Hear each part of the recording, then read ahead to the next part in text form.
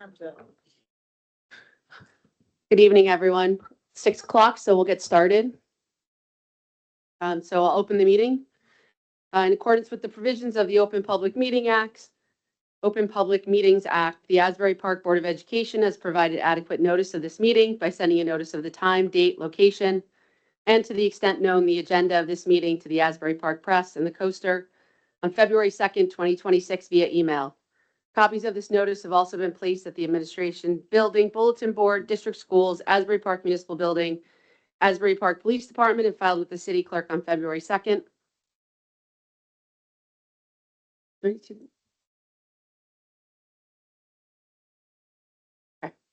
Asbury Park School District will provide all students with comprehensive and progressive education where everyone possesses the skills and character to succeed in a diverse, evolving global society. Roll call, please. Ms. Glassman? Ms. Grossman? Mr. LaRocca? Ms. Mars? Ms. Ramos? Here. Ms. Riggs? Ms. Lisinski? Ms. Ackerman? Thank you.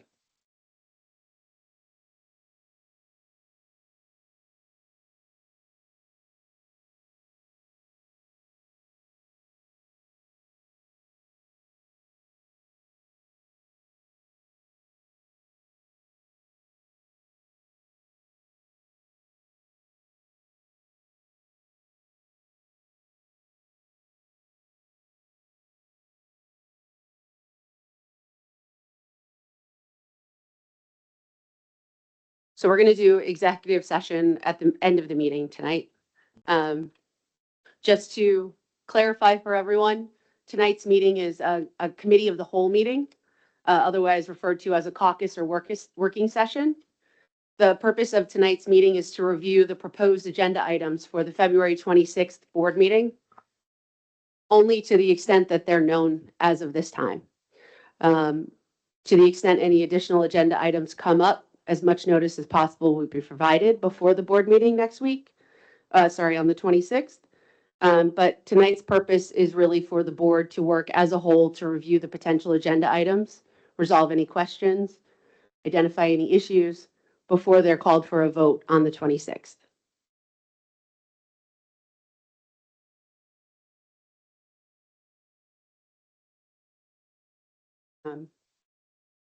As was provided in the notice, some action may be taken. And tonight, we do have consideration of one item for a vote.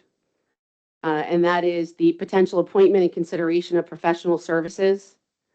We would like to request bids for professional services, including but not limited to auditor, attorney, commercial real estate broker, and architect.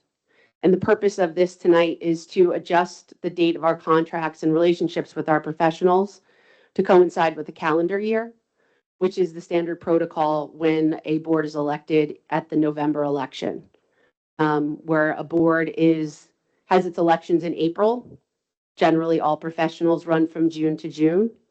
But once the board here in Asbury went to November elections, it's prudent and standard practice to adjust those dates to go from January to January.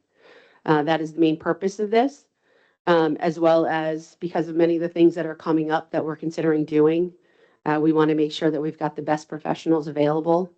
We're going to, I present to the board that we have a vote to request bids for professional services. Do I make a motion now? Okay. I motion to issue requests for proposals for the board professionals to align with the calendar year, including but not limited to auditors, attorney, architects, engineers, potential real estate brokers.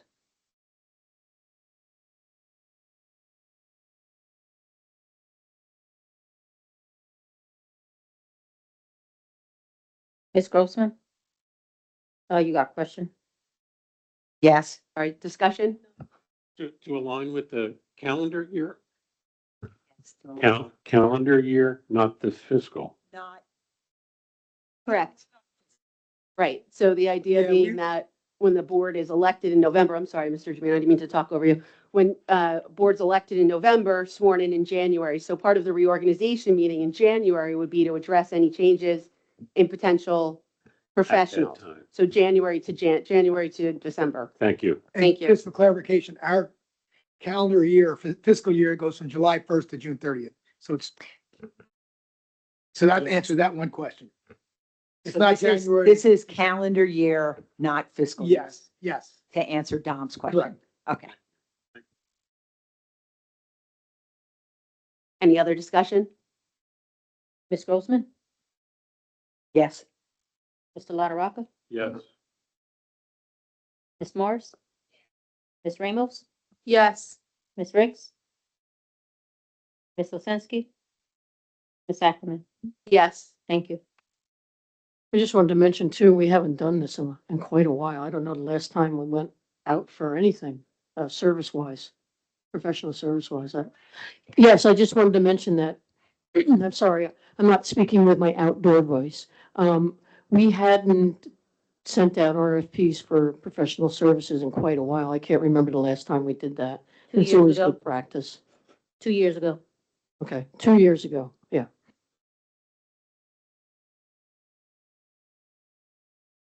All right. That's our only action item for now.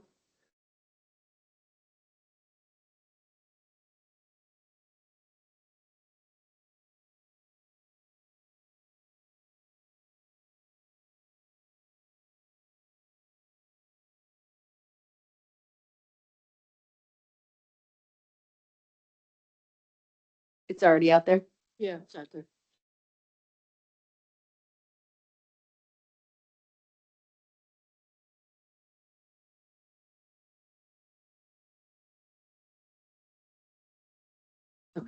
We just wanted to notice that the, tomorrow night, and I think I spoke with all of the board members present regarding tomorrow evening's, use of the high school for the city council meeting.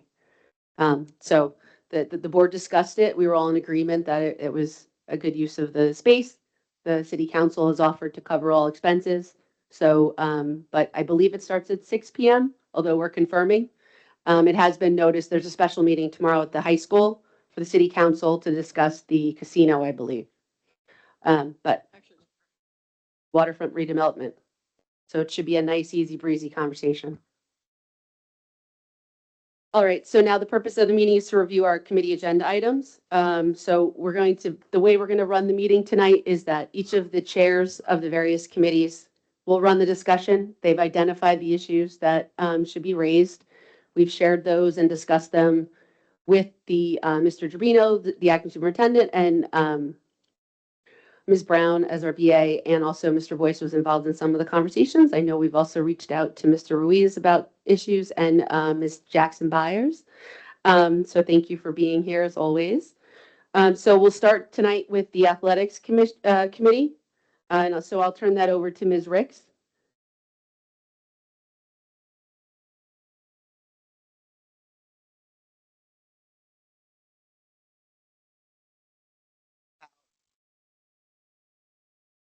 Can't hear me? Okay, and I thought I had a big voice. Uh, Agenda items, we talked about on the agenda, winter sports, and wrestling won the first division title since the program started back in 2007. So we have NJSIAA Central Jersey Group 1 state match on 2/16, which was yesterday. Delaware Valley High School starting at 5 p.m. I don't yet know how that turned out. Bowling qualified for the NJSIAA and South Jersey Group 1 championship, and their match will be played on 2/12 at Shore Lanes in Neptune with a 3:30 start time. Ms. Ricks, I can elaborate on the wrestling. So, they wrestling team wrestled down in Del Val, with held the first round of the state wrestling tournament. The wrestling team won their first match, which is the first for us, and then they got beat by Delaware Valley, but Delaware Valley is also a perennial powerhouse in the state. But they made it there, and that's fantastic in itself. But to win their first match was great. And the bowling team, they're in the semifinals tomorrow. Thank you.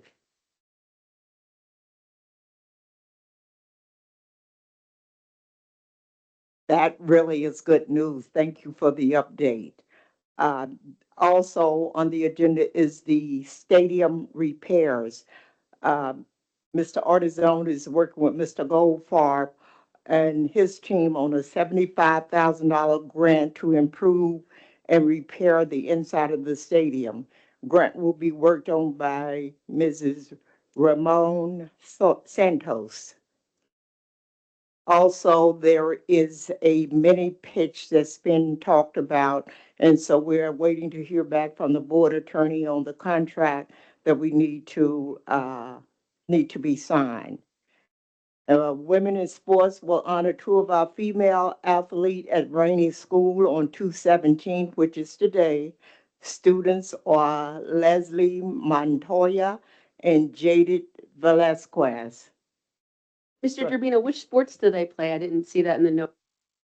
I'm not sure, I'd be lying if I told you what sports, but I know that they were honored at Rainey. We had 3 young ladies that were honored, which is fantastic in itself.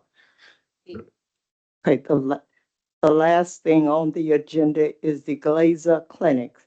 Asbury Park football coaches will be attending a coaches clinic 2/19 through 2/21 for professional development to improve their style and their techniques. And that includes the athletic committee's agenda. Thank you, Jesse. Thank you, Ms. Ricks. I don't think we have any action items. I think just to follow up on the soccer mini pitch. I don't know, Ms. Grossman, I know that you had some conversations. Did you want to talk a little bit about that at all? Yeah, I mean, I think everybody knows that Kevin Strickland's done a lot of work for the mini pitch. The proposal is to put it where the broken basketball courts are. And it's going to be with USA Soccer Association, and Meridian Health is financing. Is that correct, Kevin?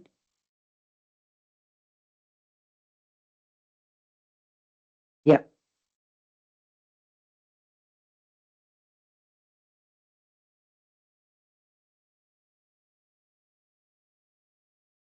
That.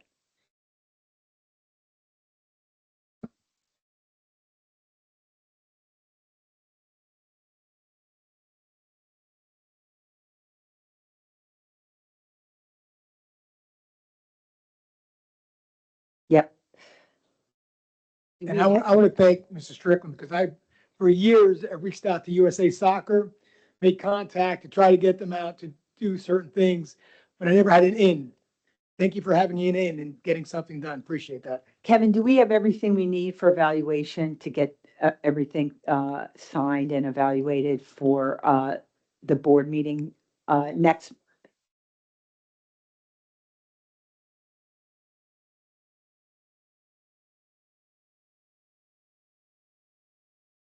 Okay.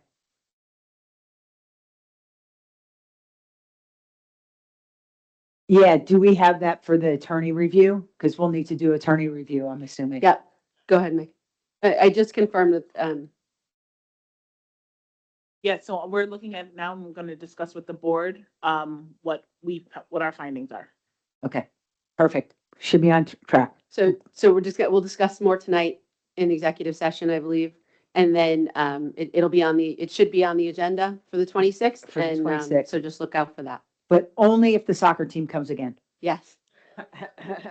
I'm joking.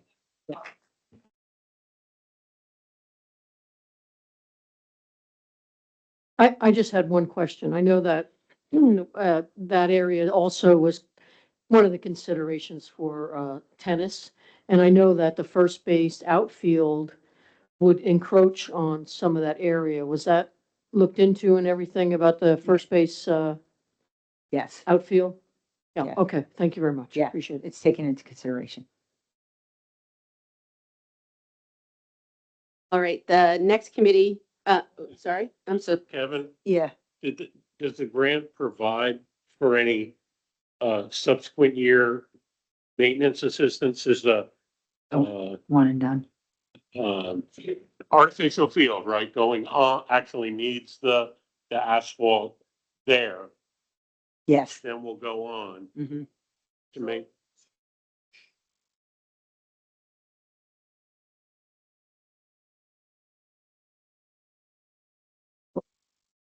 Good question. Oh, okay. Yeah. All right. Yeah, yeah. Good question.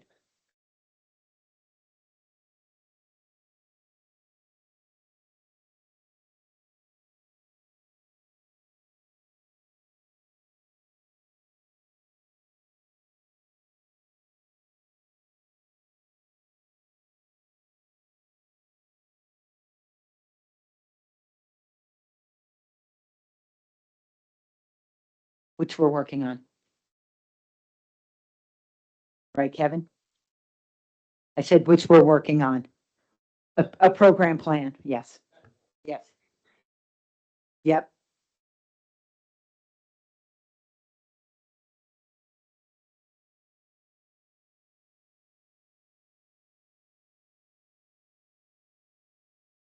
Ms. Morris.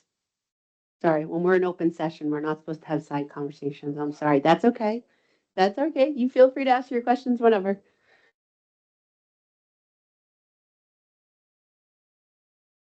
All right. Thank you, Mr. Strickland, again, for all of that. The next committee is personnel. Ms. Magsud is not here, so I think oh, Ms. Would you Jackie, like- yes? Sure. That'd be wonderful. Hey, spot on it. Okay, so, looking at the personnel, committee agenda, as you can see, it's not that long this month again.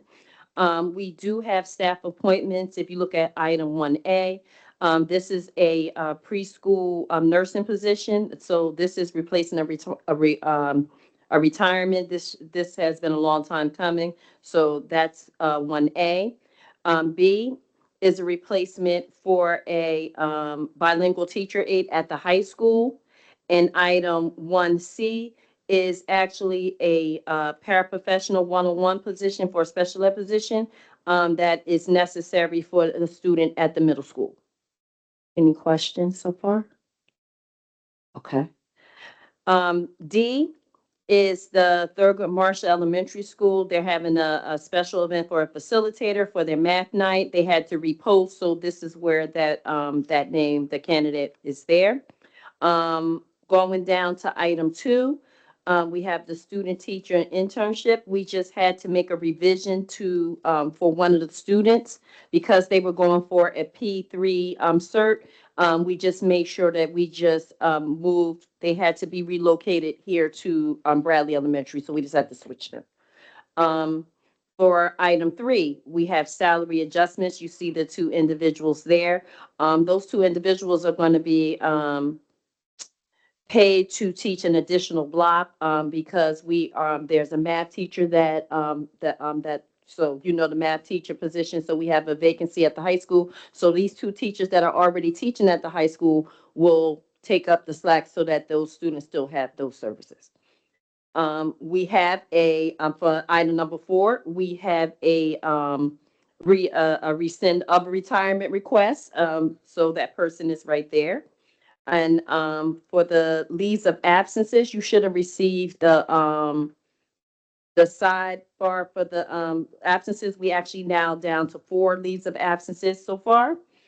And then for number 6, it didn't get. It came in to the email. Oh, sorry. So we have 4 leaves of absences. If you didn't get it, we'll make sure you get it again. No worries. And then and then we have a return from administrative leave. The person actually returned on the 27th of January. And that's it for the personnel committee. Thank you. Any questions?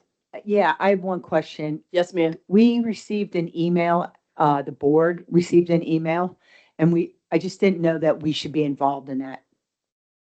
You're talking about that personnel item that we It would was be a person- talking about that in executive session. Okay, This is a reminder, if it's anything personnel, we can leave that into an executive session. We do not have to discuss it in public.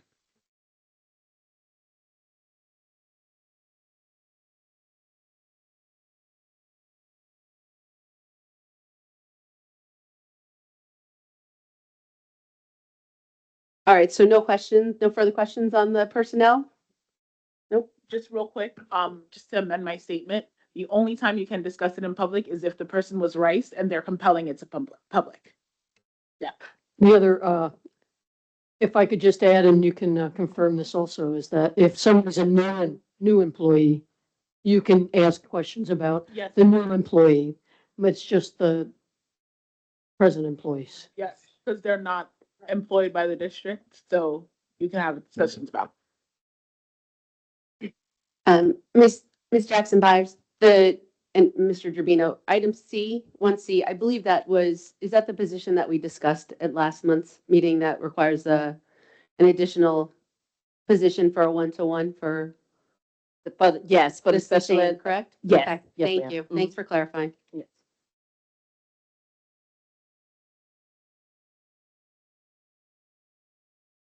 Right, so the next committee we're going to open discussion for is the Communications Committee. So I'm going to turn that over to Ms. Ramos. Okay, so on ours, we have a few things.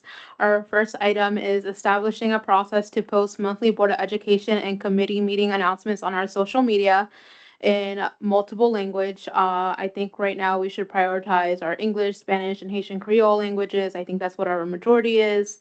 Our goal here is to just ensure our families receive our information across our communication channels so they're informed. When they're happening, because I don't think that that is being done currently. So I think that's important so our families are informed, as well as maybe, I didn't add it on, but like maybe explaining to people what a Board of Ed meeting is, because I do know some families don't know what they are. So I think it's important that we kind of just bring out that information to them. Our second agenda item is reviewing how we communicate Student of the Month and Faculty Staff of the Month recognitions. Just our notifications. Our goal, again, is just because our meetings times have changed from 6 p.m. to 6:30. Last month, a lot of the families got here at 5:30. They were waiting. So just ensure that we're giving them proper notice so we are respecting their times and they're not just sitting here waiting for us. Our third topic is starting to discuss our next steps to form a community advisory group in alignment with our existing policy. Our goal there is how our advisory group could be formed, how it's going to be used within the district policies, strengthening our community voice, and get feedback and engagement to our district and what initiatives we can take. Our fourth agenda is exploring the process for adding a student representative to the board, and just looking into the policies on what we can and cannot do. The goal there is to explore a role for a high school student to strengthen our student voice within the board districts and get student voices and any feedback that they may give us. Thank you.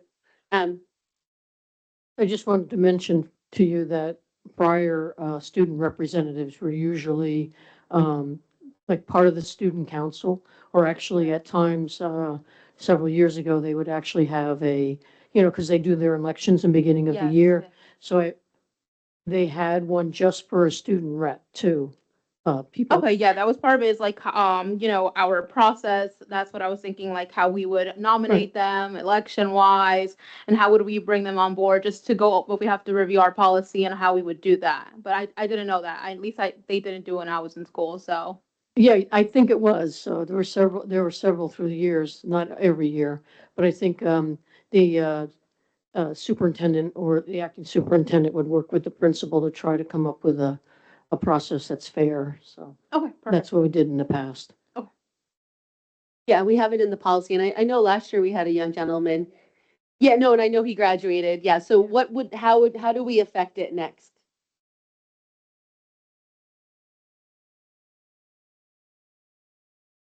I apologize. Is reaching out to the principal again to get that started, and also choosing a student that will want to be here all the time, because last time they. Okay, so is that something that you would handle for Yeah, us? I can handle that easy. Okay, great. And maybe to address the fact that maybe they don't want to come to every meeting, well, one, we can make the pitch that hopefully our meetings will be shorter. And also maybe, yeah, to Barb just said what I was thinking, maybe two students Yeah. so they can have an alternate. I think that the length of the meetings kind of threw them. That's fair. That's very fair. So, so that's great. So I don't think we need to take any action. I think the board's generally in agreement that we would like our student representative here. Yes, okay, great. All right, so we'll leave that to you, Mr. Gerbino, to update us when possible. Um,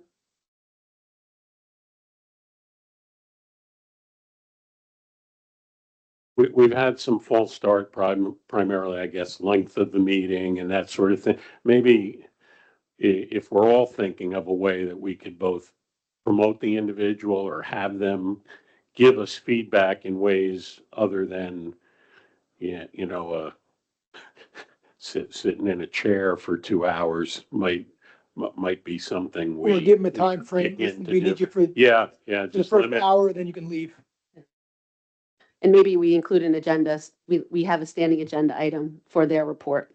I think that would be great as well.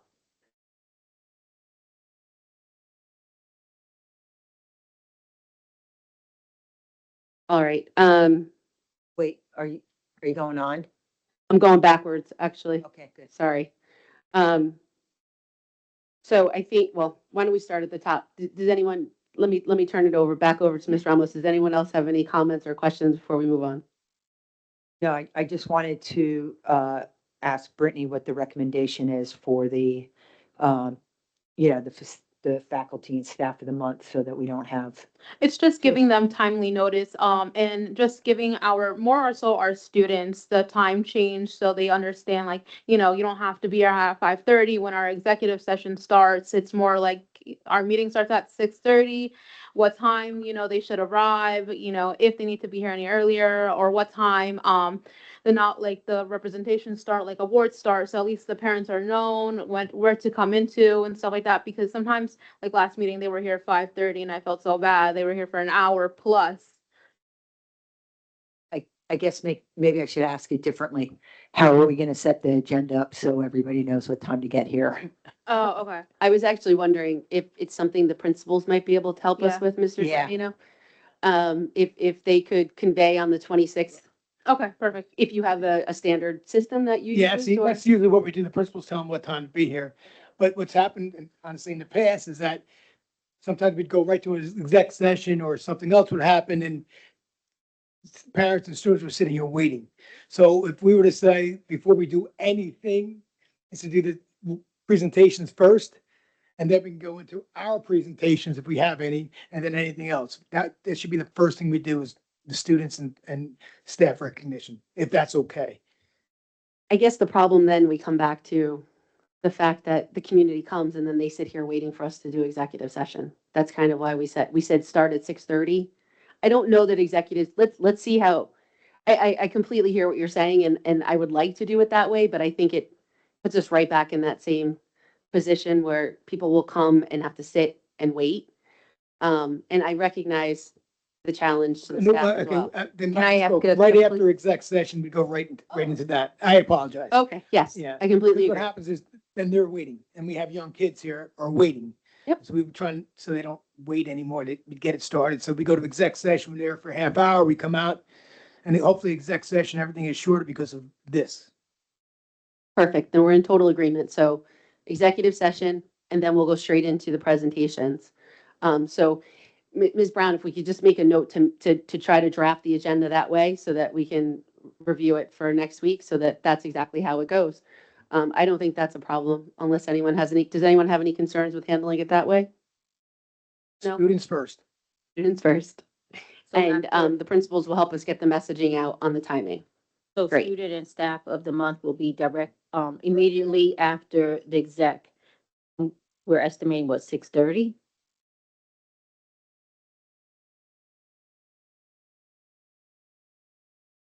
Thank you very much. Yep. I'll make sure that the building principals know to alert their staff and their students to be here at 6:30. And is it possible to put it, Ms. Ramos, I'm sorry, I don't want to talk for you, but I think we discussed the possibility of putting it on social media as well.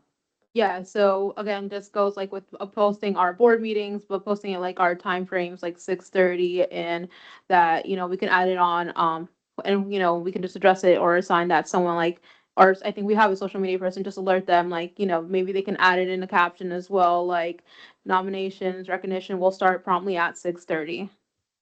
Yes, we have, Ms. Pelosi, Melanie Pelosi, so I'll speak to her tomorrow and we'll have that updated. Okay, perfect. Thank you.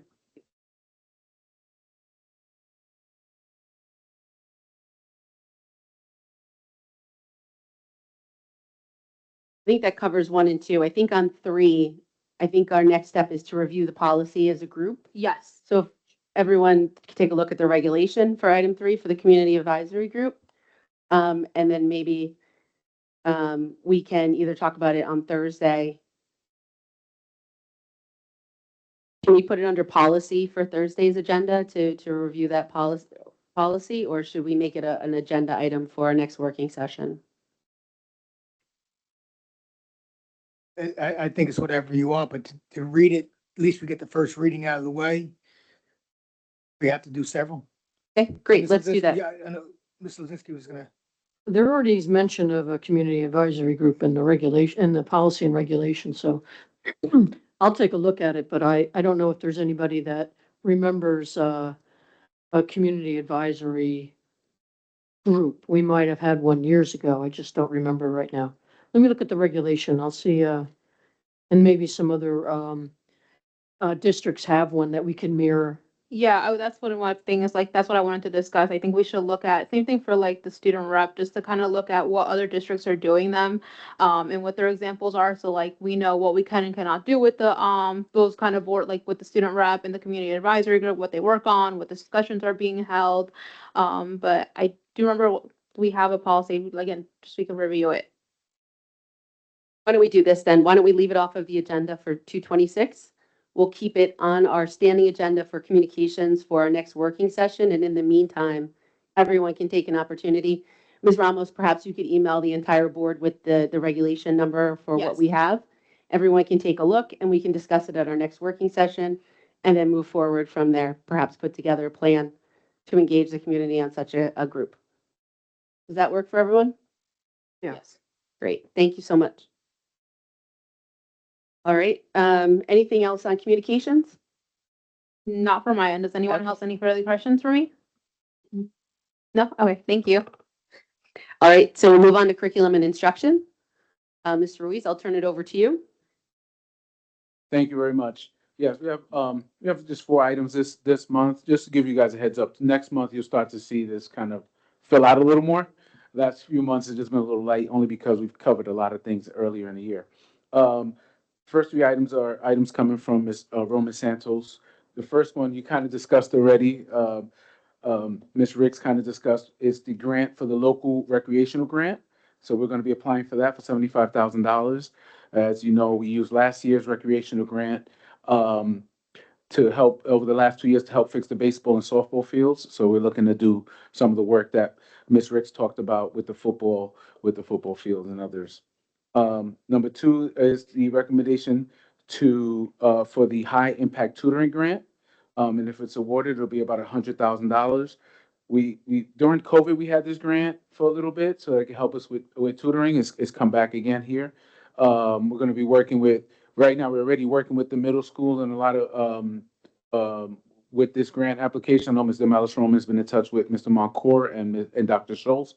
So we're going to work with those principals to really make sure that we have a good program for math and ELA in grades 3 to 8. The next one, we have 2 teachers who wanted to apply for a grant. And they started to work with Ms. Roman Santos on an NEA grant for educators for approximately $3,000. And they want to purchase programmable robot kits for the 3rd and 4th grade special ed students in their classroom. The final item is, and next month you'll see a lot more of what we're working on for the summer. This is one of the first ones and one of the required ones by the state, which is our extended year program for our special education students. And it's, without me going over every detail, you can see the amount of teachers. The only change that we have on here from when this was sent out is that we're required to have 2 nurses. So you might see 1 on here. We updated it to 2. Other than that, everything else should be the same. So you can see the amount of teachers, the amount of paras that we need, security, nurses, therapists. All of these things are required to run the ESY program. And the funds where they'll be derived from. Any questions?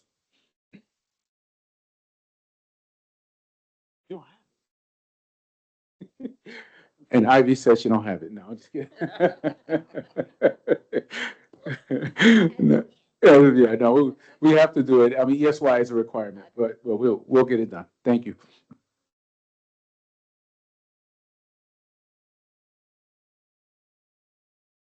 Any questions for Mr. Ruiz?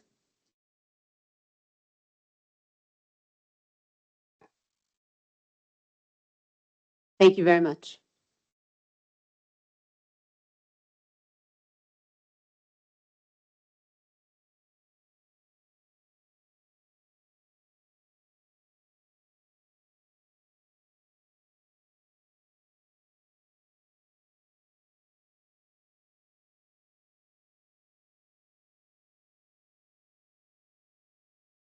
All right, the next committee is the Policy Committee. Ms. Lozinski? Okay, we have the second reading of the policies that are just updated with crossouts and bolds. I did want to mention the discipline policy. Our regulations and the way the discipline policies are written, they're supposed to be handed to the students and the parents at the beginning of the school year, whether it's the day of the start of school or before. And I don't think 6 months into the school year, we should be changing the discipline policy, because then that changes, that affects what has happened and what is going to happen through the year. Also, there's supposed to be a conduct committee formed to review the discipline policy with the administration, and that is made up of several different groups. It's in the regulation. So my suggestion is that since it was described in the email that this is all things that took place during the summer and were never updated into the policy, that I would suggest we wait until the beginning of the year, or this coming end of school year, review everything again and make sure that we give the parents and the students the information they need, and the staff, to start the next year as required by the regulation. And that's my suggestion. Yep, thank you. Received. Okay. The other thing I did want to mention is the use of cell phones during a board meeting. Board members, of course, are in a public meeting, and because of the Open Public Meetings Act, that all communications, the public should know what's going on.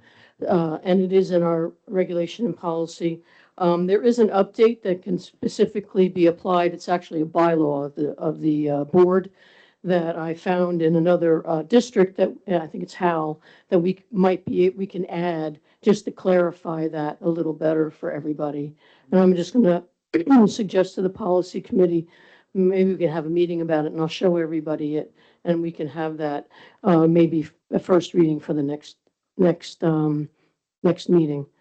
And the one other thing I do want to mention is that according to our bylaw 0174, which is about, it includes information on legal bills to make sure that we're tracking our legal bills. And we did this in the past. The business office did, and I know they do review legal bills, but what happens is that each person that has a conversation with a lawyer that is in one of our professional, in our professional services, excuse me, I don't know why I'm getting hoarse, that you have to sign a document that, and just confirm that you did either speak on the telephone, send an email, or have a text with one of the attorneys, and that coincides with the bill. So, there are specific people that do talk to our legal counsel, and each time they do, you're going to have to keep track and make sure you do that. It's according to the accountability regs. So I just want to mention that, and I wish we and hope that the board agrees that we do start that again, because we really should be doing it. And that's all I have. Yeah, I know that we talked briefly about this, Ms. Brown. But I know that interactions with board counsel have been fairly localized, so that there's very few people who are necessarily interacting with the board. But to the extent that a bill is received and it references a discussion between Mr. Weiss and Ms. Lozinski, do you reach out to confirm it with the board member? Ms. Nieves gives it to me, but in the past, I guess it all depends. She would have like Barbara review it, or Nadine, okay, did you on this day speak to Mr. Weiss? And then they would initial it back. Okay. And if you want less board members to be in contact with the board council, you let us know, like, okay, only you and Ms. Lisinski can reach out to them. The other board members can give you what they want discussed. That way it's less. And it's just, the superintendent, myself, and the state monitor. So typically, we only discuss issues with the board president, and if board president allows us to talk to other members of the board. So it's really just a one-way conversation between, or well, two-way between ourselves and the board president, and then whoever so you're always gonna be informed. We're not gonna speak to any of the other board members unless we're in a meeting, without your knowledge. All right, so basically funnel through me and bringing other board members in as necessary is the standard practice, but I And it- imagine there's situations where other things will come up. I don't know that at this point, I guess I would defer to you as to whether or not you're feeling that there's too many board members reaching out, and or Mr. Turbino or Mrs. Brown feels that things are getting away from us in the sense that we don't need multiple board members having the same conversation with council. It's really not about So- that. It's really about making sure that your bill is, curtailed. And then also being sure that you, as the chairman of the board, or chairperson of the board, you have all of the knowledge and you know exactly what's going on. So nobody's having side conversations. Oh, yeah, no, I totally understand. I'm saying in terms of curtailing the cost, that there's not 7 entries on the bill for the same conversation with 7 different board members. So to the extent we're not seeing that, I think we should follow this procedure. I'll be the point person. To the extent it's negotiations, though, I think Ms. Lozinski would be the point person. So I think to the extent that we've got that breakdown or breakout of responsibilities at this point, I think we're okay, but we'll just stay abreast of it. Ms. Lozinski, does that answer your question? Yeah, the bylaws do say the chair of the committees, and of the board. So if a chair has a question, I'm sure, I mean, they can tell you that they're going to call. Let's say there's a Yeah. contract issue with buildings and grounds and she needs to go over it with whoever's preparing a contract. She would, talk to the individual, but that would be the extent of it. It's not Yeah, but I everybody. think it would go through Stephanie first. Like, I think that's a great plan until we get organized and everybody's on the same page. It's the same thing within the district. No one contacts the board attorney unless it comes through me or if I give permission. That's the policy, actually. And if a staff member does it, well, they're breaking policy. So. Thank you. So I think we're good. And, if something comes up, I just ask it to be looped in kind of to Jean's point, and then we can make it work. Anything else on policy? Nope. Any questions or concerns with the items Ms. Lozinski has raised? All right, great. Pardon my. Oh. off track. We might as well, can I segue into one of it's not actually the policy, but something the board's going to be doing. The evaluation of our acting CSA. I just wanted to mention, it is part of our process and procedures. There is the method we have been using, the way we've been evaluating superintendents for a number of years, is using the New Jersey School Boards has a matrix that each board member fills out, and I'll be sending information about it. And it has a host of questions, a host of different categories. And what you do is it's a multiple choice, and then you have room for comment about why you chose what you chose under certain topics. And I'll send you information about it, and then I'll give you a timeline. And it's usually finished around end of April, around that time. Sometimes we squeeze it into the beginning of March, but it gives the acting superintendent enough time to,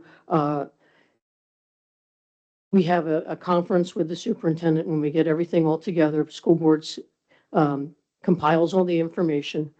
Then the committee will meet as a committee and review it and write up the final document. There's steps to be made, steps to have about how you do it. And then the board meets with the acting superintendent, presents the evaluation, and then they have an opportunity to respond. It's like all evaluations in the district. It's just the superintendent is the only employee of the board. So I'll get you that information and a timeline. I'll talk to Ms. Meg Sood, and I don't know if there's going to be an additional board member assigned to go through the final document to compile it. So I just wanted to give you that information because you'll be getting it. And I know that Ms. Ramos, Ms. Grossman, and Ms. Morris, they're brand new board members. So the amount of information that you'll have is limited because you were just here since January. So some of the information and questions and categories, you won't have an idea of an answer because you have really not that much information. And there is a place to say NA, or you can say I haven't been here long enough to really make. And it's about you as a role as a board member, not as a community member or any other role that you have is what you have noticed or observed as a board member. So if you have any questions, you can always ask me. And Mr. LaRocca has been through it a number of times too. So, and that's all I have. Thank you. Is this a standardized annual thing? Like It's required, yeah. normal? Yeah, Okay. it's required. All right, thank you. All right, next up is buildings and grounds. So first off, there's a lot going on buildings and grounds. We're still waiting on some things from last meeting. On 2/19, we're going to have a meeting to go through all the operating expenses of each building and then an outline of capital expenses that we know for now, and then obviously get a 3 to 5 year plan done on that. But really on the kind of the tip of the spear is really, I just want to have a conversation on how to expedite the sale of the parent center and the maintenance building. And then as we evaluate the rest of our real estate, what that might look like. And I don't, I might be a little confused on how this works because I thought this was kind of like a discussion. I threw out a topic and then we kind of talk about it and get people's perspectives. I do have one question before we start because we've been trying to figure out the whole SDA stuff, which is the SDA gave us a lot of money to build certain parts of our buildings. And the understanding is if we sell a building, that those monies can be spent on capitalized expenditures on other buildings. So that's where we are right now. But the one question I had was, does anybody know if the SDA did anything with the maintenance building or the parent center? Did they give us any money on either of those buildings? No, they did not, Okay. because it's a non-instructional building. Okay, great. Good. And Good question. it is, today was the deadline for the bid for a parent center. We received none. So now, we can do the public auction, or we can do what, Mr. Weiss recommended we do if we did not receive any bids today. So, And it's a public auction. a public auction. Like an open market. Sorry, I'm off. Sorry. So when, I mean, have we discussed, and this is before I got here, obviously, but have we discussed bringing in a commercial broker to help us expedite So the, since this is a sale of public real estate, we have to talk about that in an executive session. I'm sorry. We have to talk about it in exec Okay, because perfect. it's, Thank you. You're just going to keep saying that to me.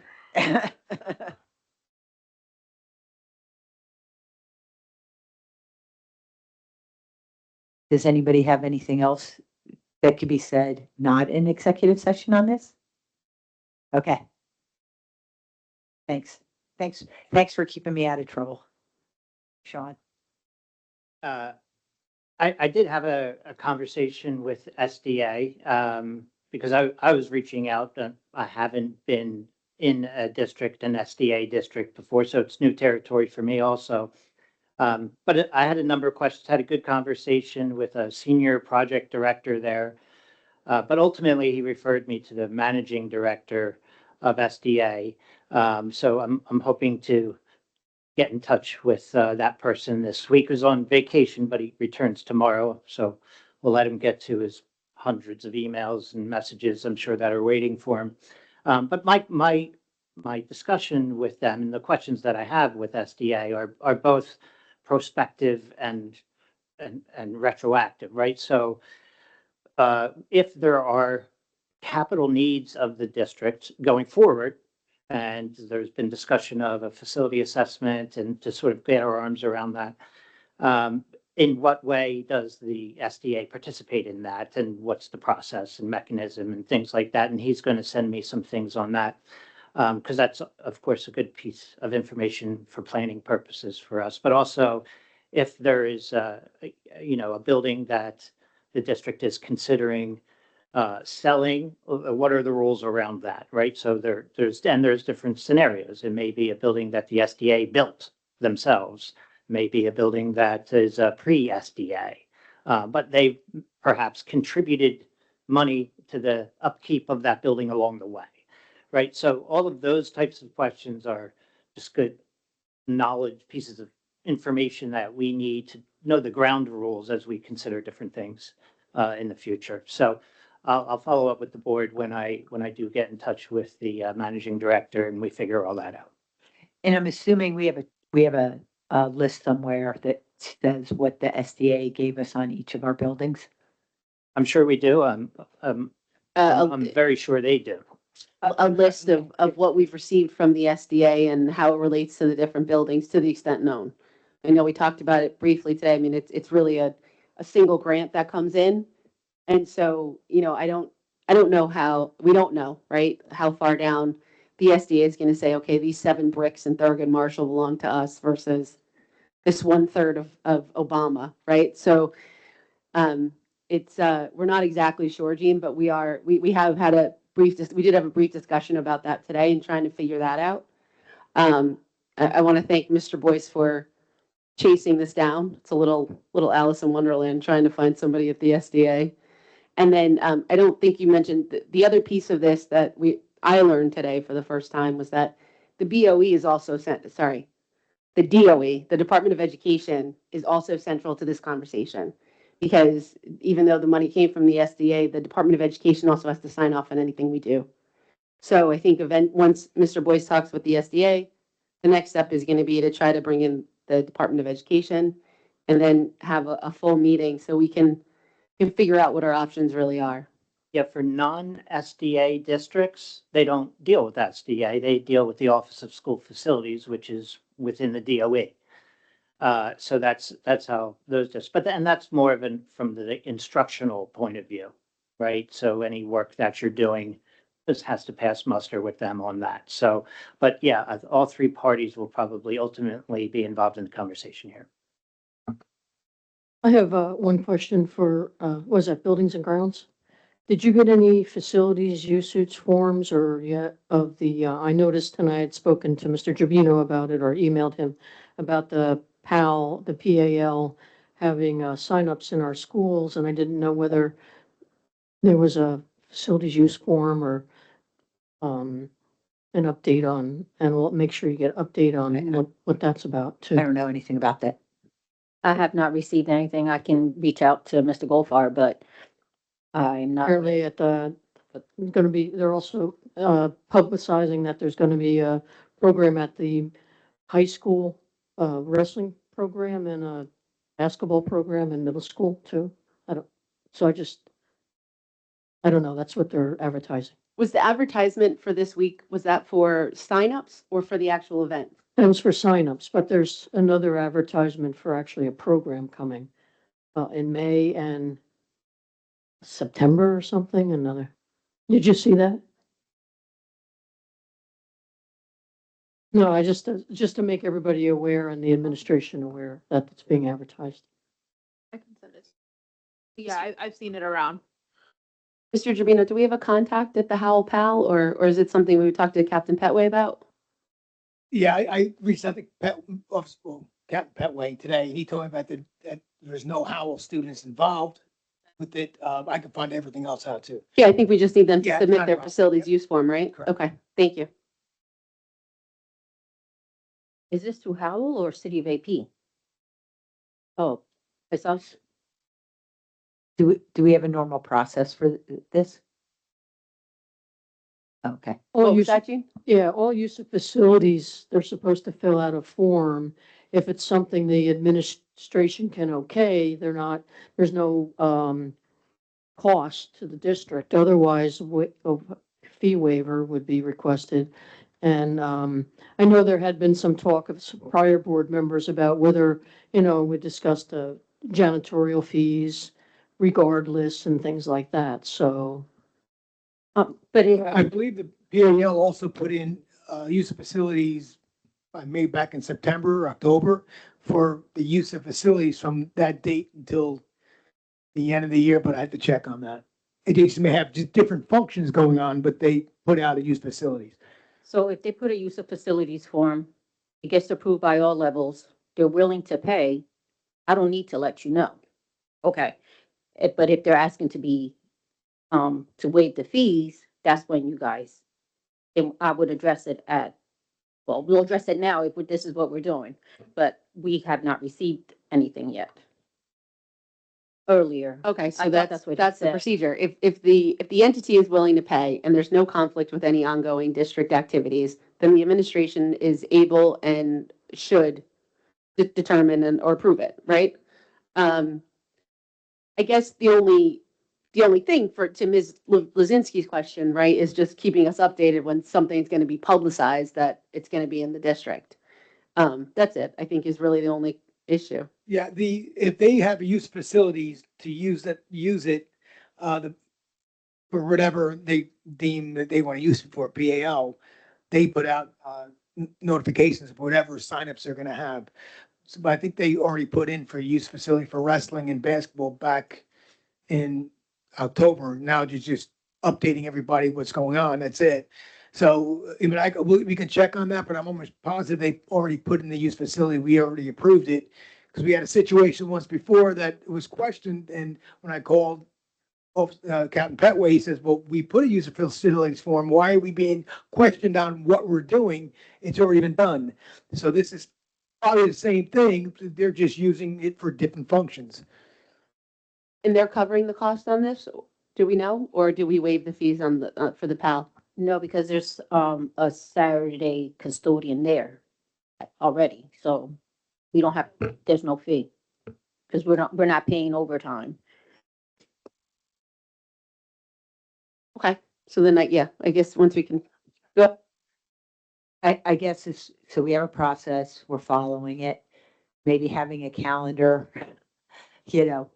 calendar with, especially if they send something in September for, March or April that we know, so we don't have to, use this time to discuss what people's memory looks like. Yeah, appreciate that. That would be great.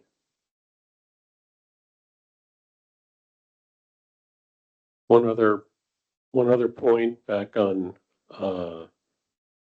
building and grounds, Gene pointing out, we're going to do kind of an overall assessment, and we discussed SDA, and that's not an issue with the two buildings we have now, nor do I think any federal monies. But did we ever ask the question, what I'll call the COVID monies that may have gone into schools, and what the federal, do we know what the federal rules of the game are there as we're looking at that?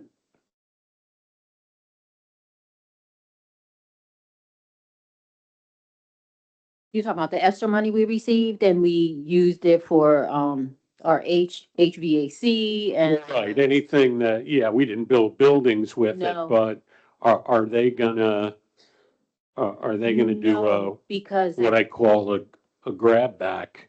no, because In the after, event we do something with something different. No, you because know, after so, And to have all the facts in front of us as we go through the comprehensive don't think- process. yeah, that's totally different because at the end of, one of them was 3 years. We have to make sure that we expended all that money.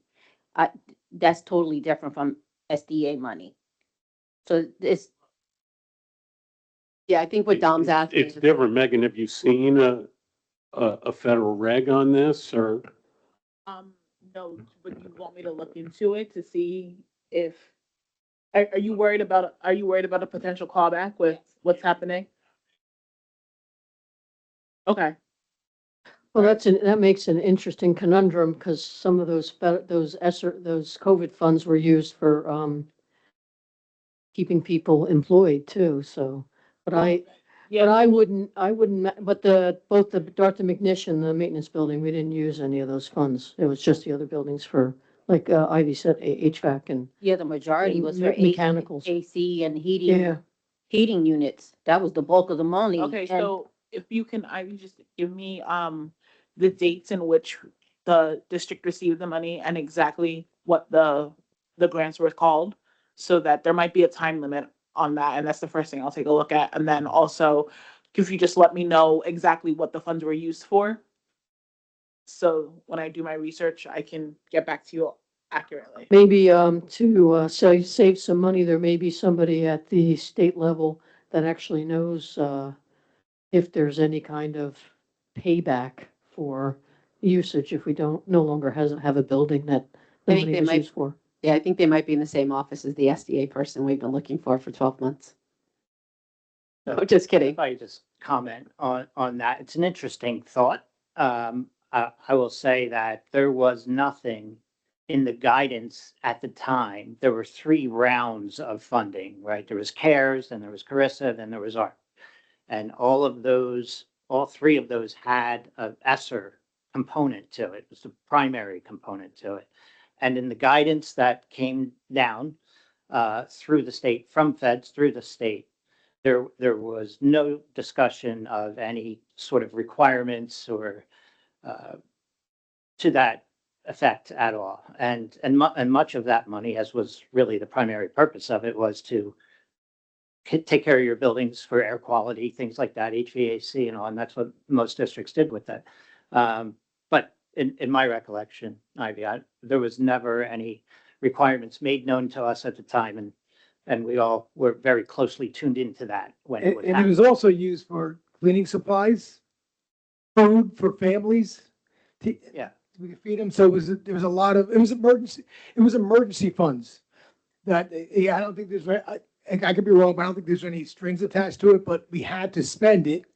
But again, you see those things on the wall where the lights, we had to buy those things. We had to buy masks. We had to provide food. So there's a lot to it, not just HVAC stuff, but other things that went into it. It's an interesting thought. Let me poke around on that to see if anything's coming up. Yeah, I think the point is really just to what Dom's asking is that if we sell a building and we get a windfall, can they say, well, if you used it for an HVAC improvement or repair, now we'd like that money back, right? I think everything else is kind of carved out. I think Dom's concern, and I think it's a pretty good question, is will they ask for that stuff back?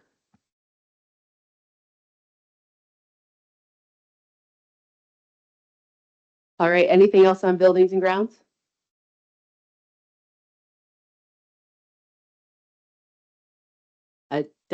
Ms. Lozinski has kindly asked that you stop with your questions. All right, we've left the best. Do I have to separate you two? We've left the best for last, so moving on to the Finance Committee, and I'll turn that over to Mr. LaRocca.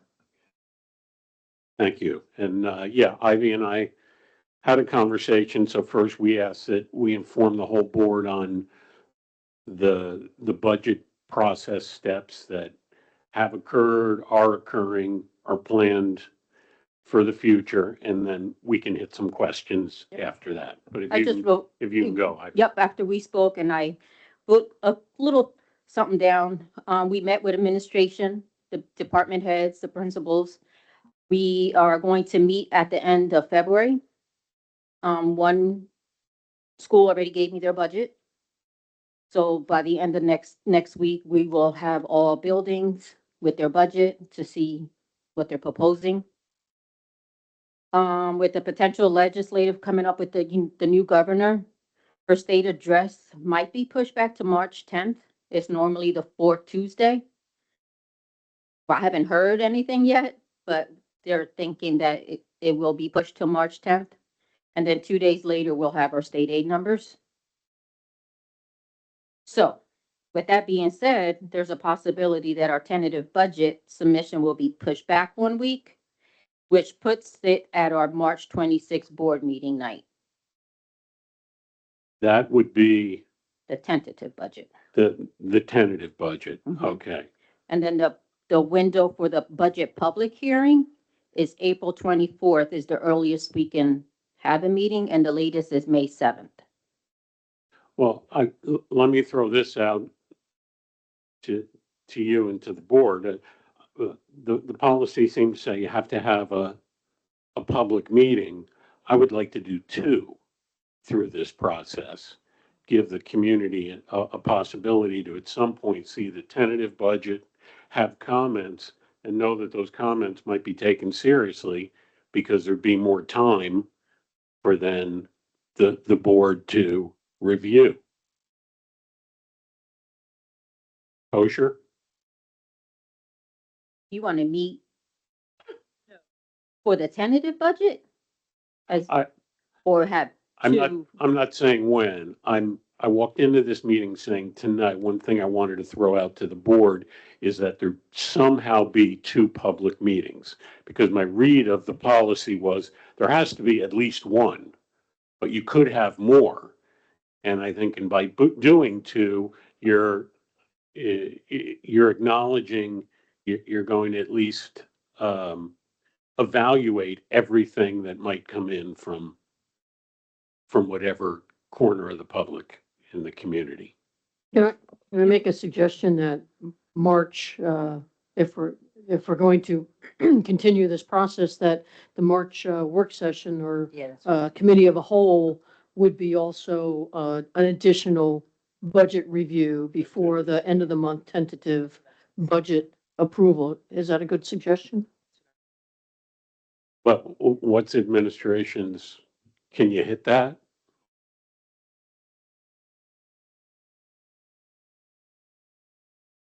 So I think what the proposal is would be,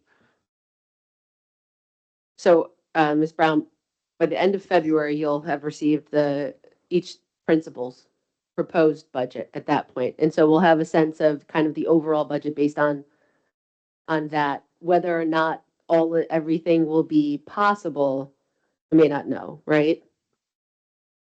So then I think what Ms. Lozinski's proposing, Mr. LaRocca, is that we use our working session in March for part of that to really be the focus, almost the finance committee public meeting, and that becomes the priority for that meeting. Would that work? That'd be the 17th or 18th, depending, Tuesday or Wednesday night. Yep. Yeah, Well, the that would be- finance meeting was Is- scheduled for the 19th. We can just Yeah, to the have extent the we committee can, as a right. whole on the 19th. Yep. March 19th. Does that work? So well, before we go there, no, before we talk about scheduling, Ivy's saying, could that take the place of an additional finance committee meeting if we treat the bulk of the committee of the whole as the finance committee? Yep, okay. Can I ask a question? Can we change that meeting for the 17th to another day? Because I realized at this meeting that I'm obligated to another meeting on the third Tuesdays of the month. So can our meetings be changed? That's why I to said the another day? 19th is March 19th. You want the 8th? Did you say the I 18th? don't care what day. It's just 18, not 19. Tuesday.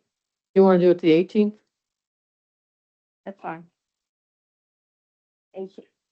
18?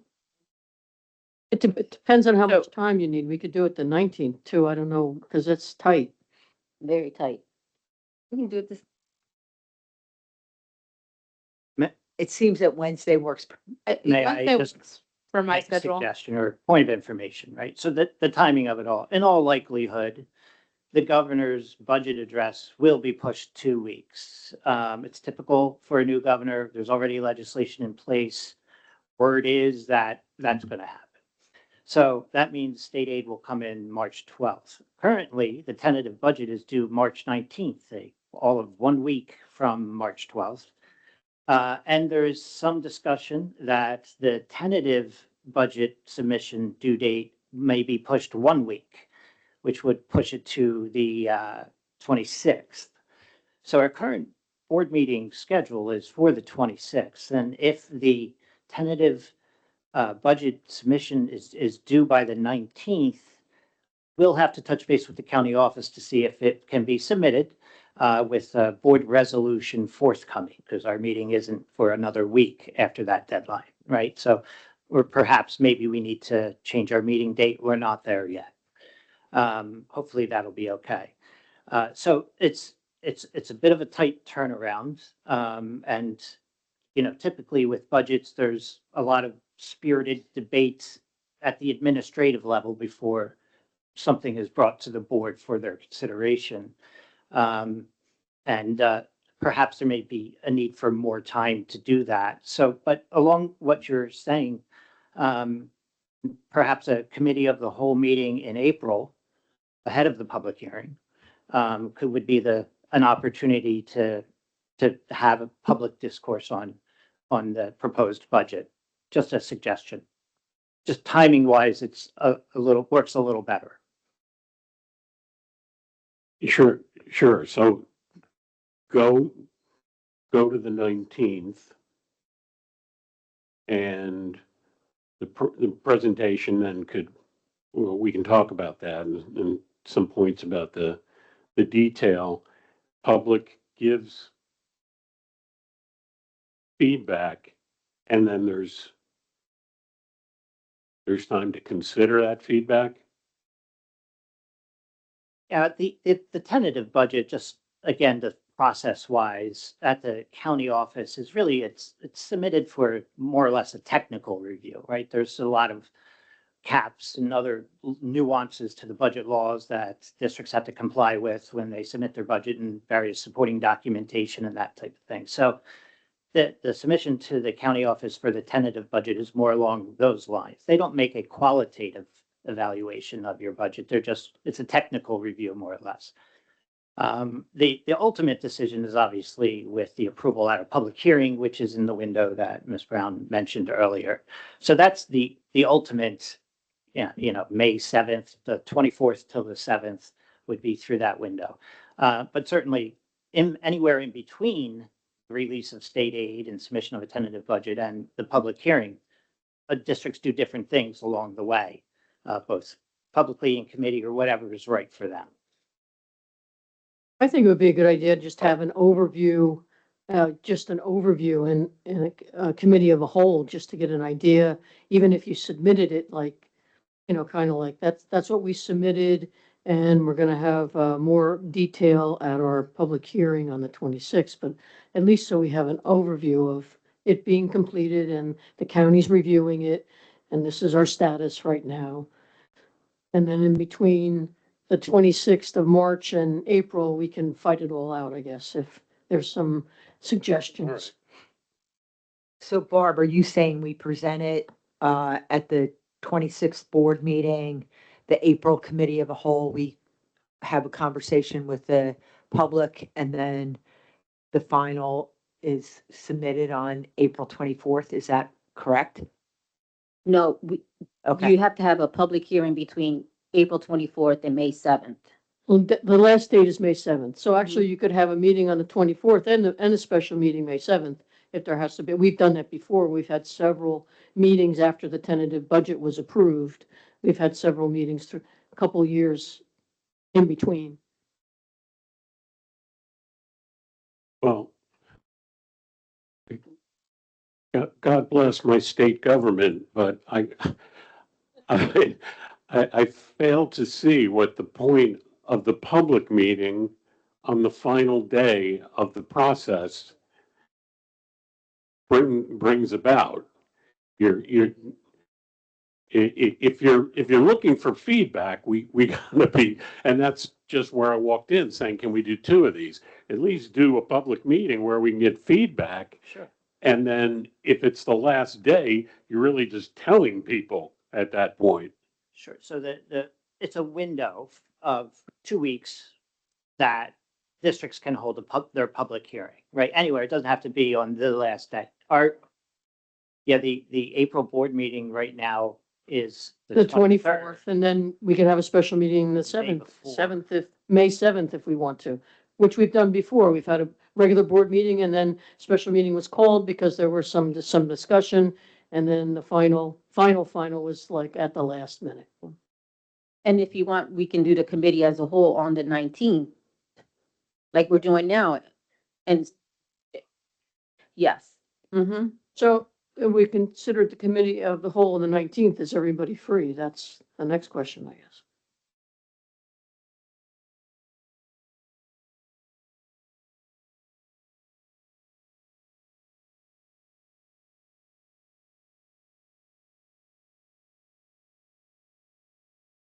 Yeah, so what's on the table now is a proposal that we have our committee of the whole meeting for March on March 19th at 6 PM here. I'll make the motion. I second.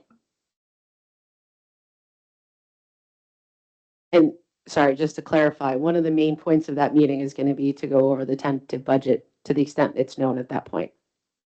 Right? Okay, I think any other discussion?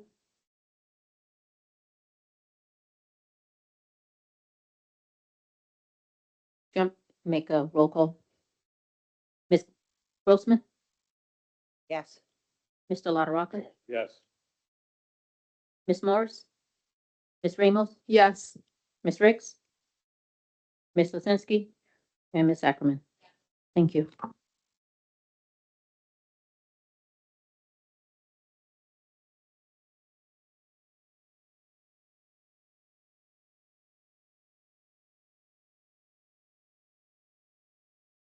You're taking a long time with your committee report, Tom.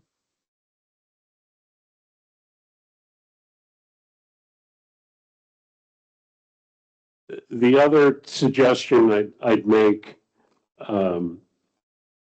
with new people on the board and the bills and claims, to shorten up the meetings themselves, would it be possible if, and we can do this kind of even informally, but in writing, have the three finance committee people be looking at bills and claims. If they have issues, be questions, what is this? Be submitting it, have it, be able to give a report, a brief statement, so that then bills and claims can Sure. be expedited at the actual board meeting. You can come to my office and we'll have all the bills there and you can review them and I'm right there and I can answer the questions. So Two days, thank you. Two days before, or what do The you want board to do? meeting is Thursday. They're finalized by Monday night, so Tuesday you can come. Tuesday or Wednesday, and Mhm. I'll talk to the, And just shoot me an email when you're coming and I'll have them delivered to my office. Oh, great. Okay. thank you.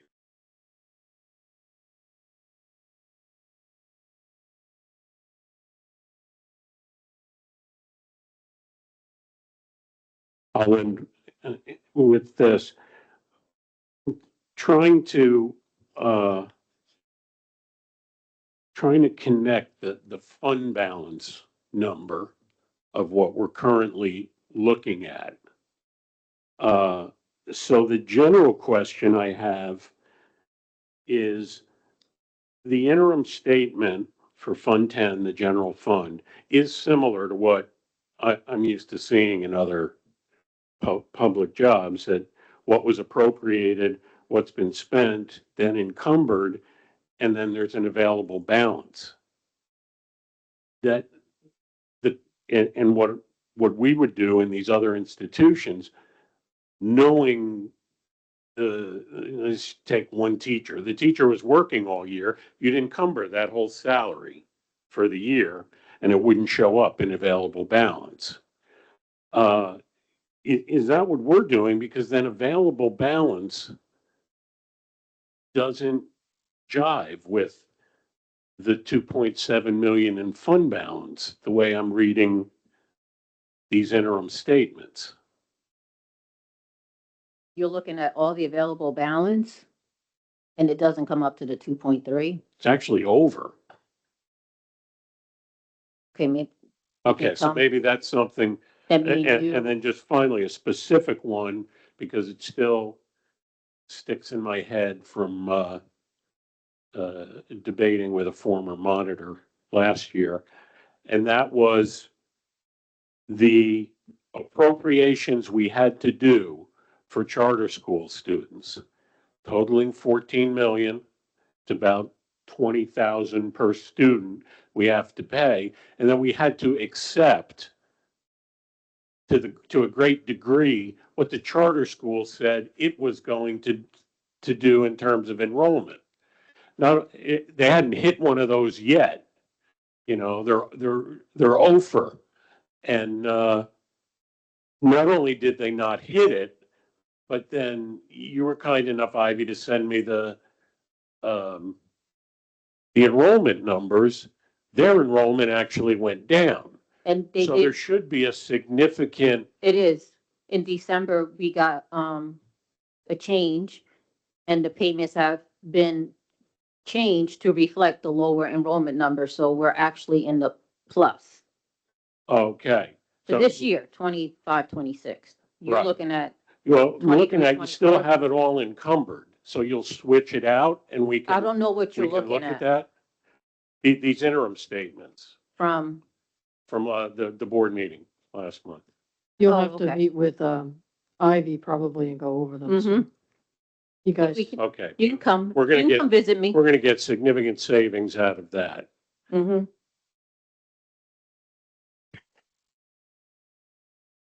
So we actually looked back 3 years. We wanted to see how consistently they overstated their projected enrollment. And it was pretty consistent.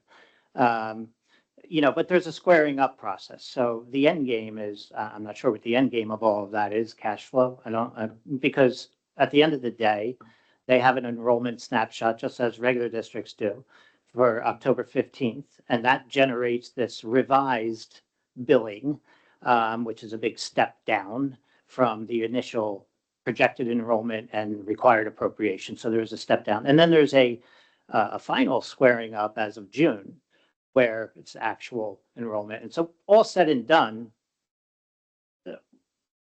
any district that has charter schools pays what actually happens, you know. The process is odd to me, but that's where it is. And what was good to see was that it was consistently off. So, you know, we know what to expect within some reasonable degree. And so what you're saying, I can talk to you, we'll probably update these numbers as we go. Okay. All right. That'll do it then for now. You're probably looking at November, right? I'm sorry, you're looking at November? Yes. And December is up for this month, yes. And you'll see December and January's payments, they went down.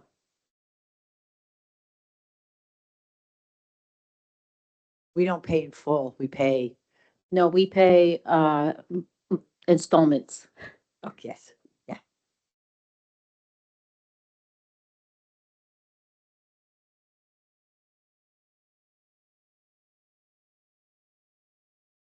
All right, anything else on finance? Any questions?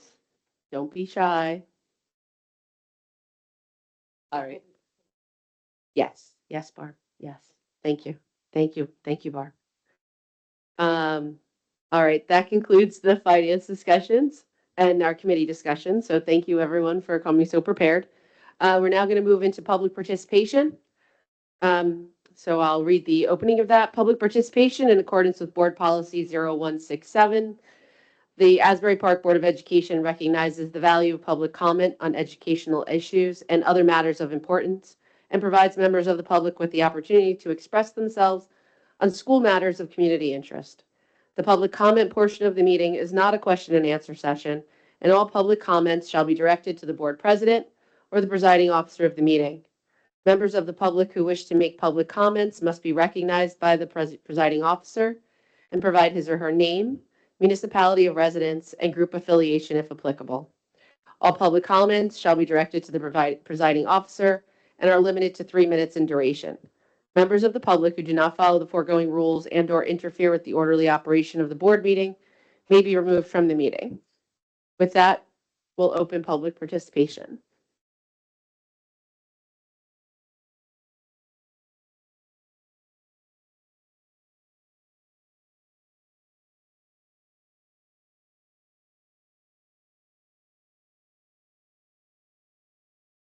Does that mic there work? Your name? Is there one?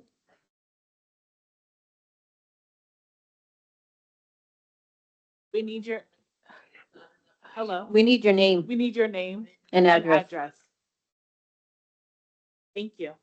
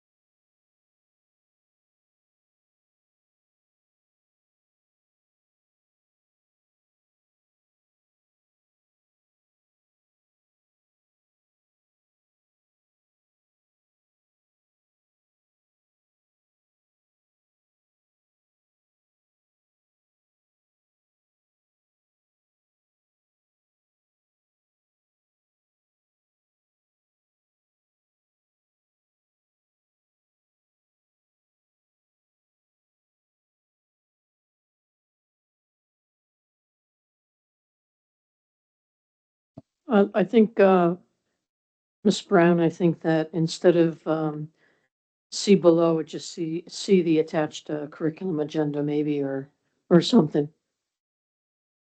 No, Oh, no, there wasn't were- any yeah. I'm sorry. So- Misunderstood. That's okay. If I may, thank you for your comments, Peter. And thank you everyone for coming. I may have said at the last meeting, this is a work in progress. And so if you'll forgive our hiccups this month, we're working very closely together. Mrs. Brown and I, Mr. Gerbino, the full board, all the committee chairs, to make sure that we have everything available before the meeting next time. We have heard you, we're focused on it, and just a blip along the way. But we're doing everything we can to both get the website updated. We talked about that earlier today as well. And we'll be sure to get the attachments included, started, with our working set, obviously with the agenda this month, but also with the working session next month. So we appreciate your patience as we work through this. And thank you for your comments. Madam Oh, President, sorry, and Mr. Gerbino wanted me to confirm for you that there is an assembly and they're recognized in the schools as well each month. I think, can I, sorry. Madam President, do you want to go over the business administration agenda? Oh, I'm sorry. All right, sorry for that interruption, and I appreciate the comments again. Is there any other comments?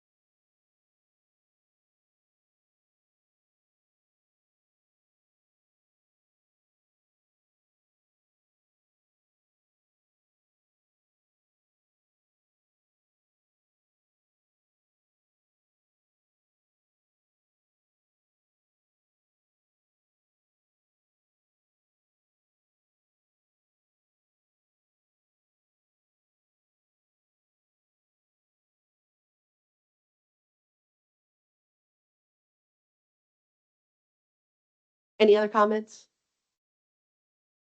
All right, thank you.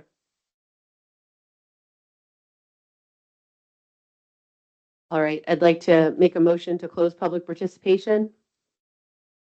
Second. Roll call, please. I'm sorry, can I get a first and a second? Is this to go into exec? No, to close public Close? session. Oh. Sorry. Ms. Grossman, Yes. Mr. LaRocca, Yes. Dr. Ms. Morris, Ms. Ramos? Ms. Yes. Ms. Lisinski, Ms. Ackerman.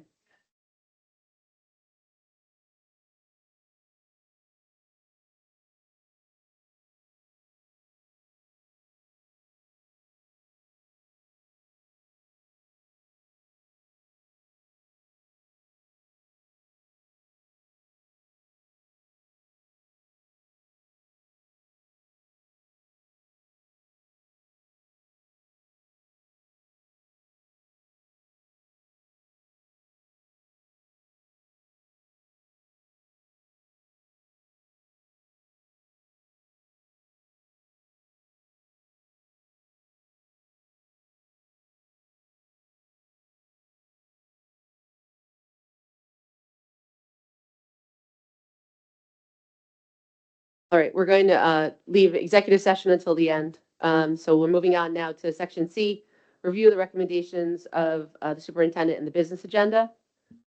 So I'll turn it over to Ms. Brown. We spoke on the bills and claims already, payroll report that will be submitted. Mr. LaRocca, you'll get the most recent board secretary's report. Yes. Thank you. You'll see, review of audit. The auditors will be here on our February 26th to do the recap on our 24-25 school year audit. There were two findings. You'll see the first one is based on our ASSA. This was on there last year as well. But Miss Carrie Hennessy, she's keeping good records. She's on it. But it's just something that they have to put on. Yes, cleaning up the past. And you'll see the finding condition is students were not always able to be supported by the respective required documentation. So they just want us to make sure that we have all the paper trail related to every student that we're claiming. And the second one is related to food service, or which I can add that, the finding. We've exceeded the 3 months average. It's a good problem to have. So we're gonna be buying, new kitchen equipment. I know here we need a new warmer, Thurgood Marshall needs a new kettle. So all of this will be purchased before June 30th. Is that the same overage that we talked about, I think, back in the fall, that we had a surplus there? For food service? Yes. Mm-hmm. Number 4A is our out-of-district placement. And B is 2 students were dropped from their out-of-district placements. Yeah. And we're getting a donation from Sovereign Consulting in the amount of $800 towards the Monmouth Teen Arts registration fee. Guess this is going to the high school? For the high school? And the travel and professional development will be provided. It's not finalized as of yet. And on the donation for the Monmouth Teen Arts registration fee, do we have students participating already, or is this to encourage them to join?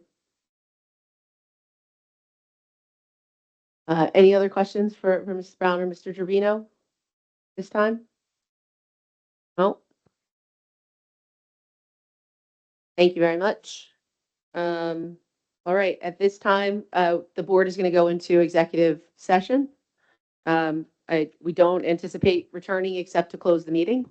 We don't anticipate any additional action taken today. Thank you very much for coming. We appreciate it. And have a good night. Motion to go into executive session. I'll make a motion. Second. Roll call, please, Mrs. Brown. Ms. Grossman? Yes. Mr. LaRocca?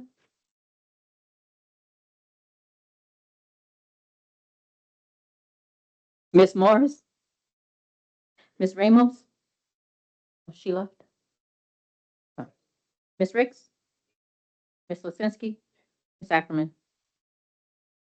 Yes, I think just to clarify, so we're going into executive session to discuss matters related to collective bargaining, litigation and not litigation, attorney-client privilege matters, personnel matters, and the sale of the parent center. So thank you very much. Oh, go. Mark. Take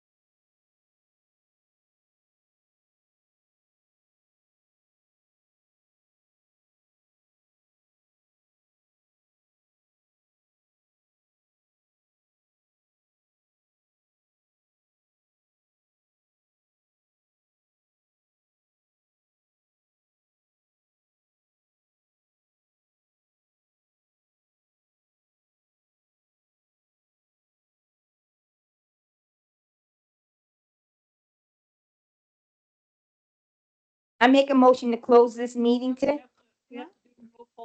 Oh, we got to do, it's too formal. I second.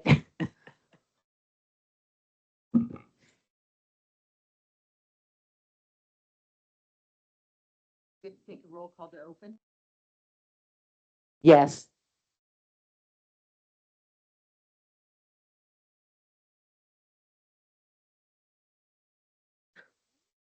Motion to come back from exec, right?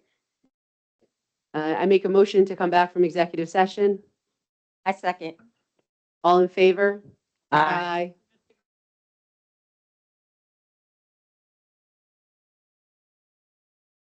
Yes. Roll call, please. Okay. Yes. Yes.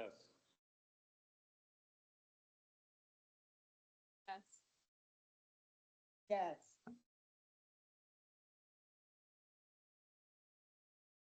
I Second. second.